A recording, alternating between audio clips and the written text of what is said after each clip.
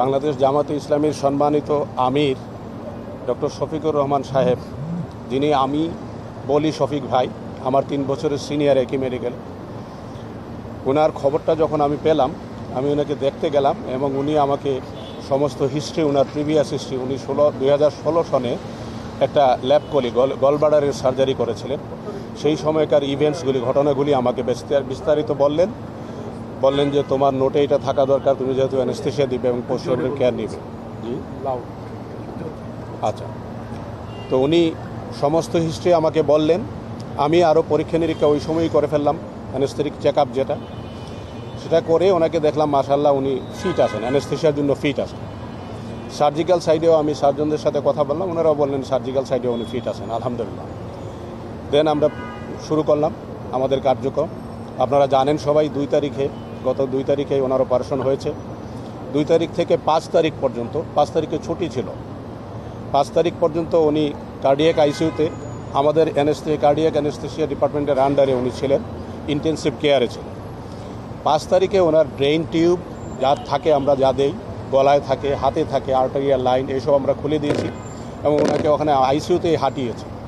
উনি নিজে নিজে হাঁটতে পেরেছেন ওখানে, আলহামদুলিল্লাহ। এবং তারপরে ওনাকে আমরা শিফট করে কেবিনে নিয়ে গেলাম। বিকাল পর্যন্ত আমি ছিলাম ওনার সাথে। বিকালের দিকে 5 তলায় কেবিনে আমি আবারও ওনাকে পরীক্ষা নিরীক্ষা করে তারপর আমি বাড়িতে গেলাম। তারপর থেকে 5 তারিখ থেকে আজকে পর্যন্ত উনি ওখানেই আছেন এবং ডে বাই ডে উনি প্রোগ্রেস করছেন, আলহামদুলিল্লাহ, ভেরি গুড। ওনার প্রোগ্রেস নিয়ে আমরা খুবই সন্তুষ্ট, আমরা হ্যাপি এবং আমরা সবাই দোয়া করি উনি আগামী 3 থেকে 4 সপ্তাহে, অর্থাৎ ধরেন মোটামুটি 1 মাস সময়ের মধ্যে ইনশাল্লাহ আশা করছি উনি ওনার নর্মাল জীবনে ফিরতে পারবেন। ইন বিটুইন মাঝখানে 2টা সপ্তাহ পরে ওনাকে আবার হাসপাতালে আসতে হবে একটা প্রথম ফলো আপের জন্য। উনি ডক্টর জাহাঙ্গীর কবির, ডক্টর মমিনুজ্জামান, প্রয়োজন হলে আমিও দেখব, ওনাকে আমরা দেখে একটা মতামত দিব।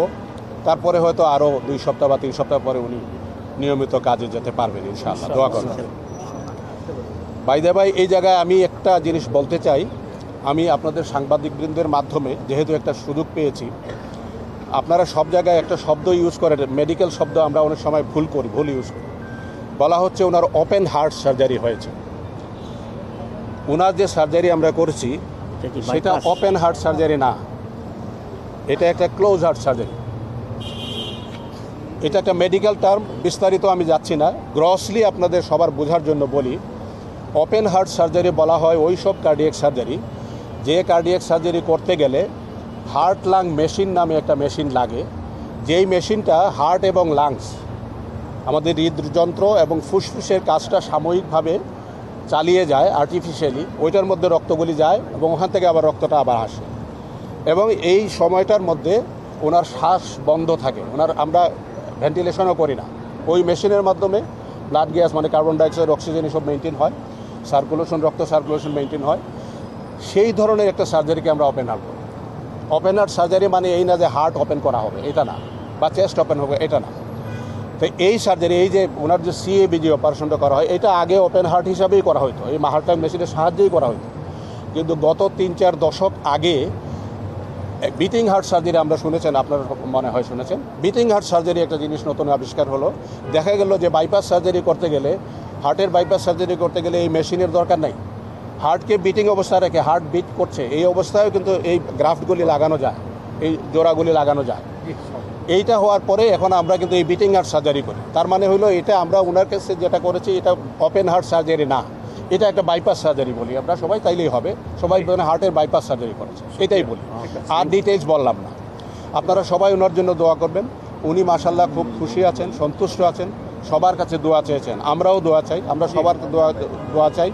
দেশ এবং প্রবাসে যারা আছেন বাংলাদেশি সবাই, জামাতে ইসলামের পক্ষ থেকে তো বললেনই, ওনারা যে দল, দেশ এবং জাতির কাছে সবার কাছে দোয়া চাই, আমরাও দোয়া চাই। আমাদের হসপিটালের জন্য দোয়া করবেন, আমাদের জন্য দোয়া করবেন, যেন আমরা এই ধরনের আরও অনেক মানুষের সেবা করতে পারি।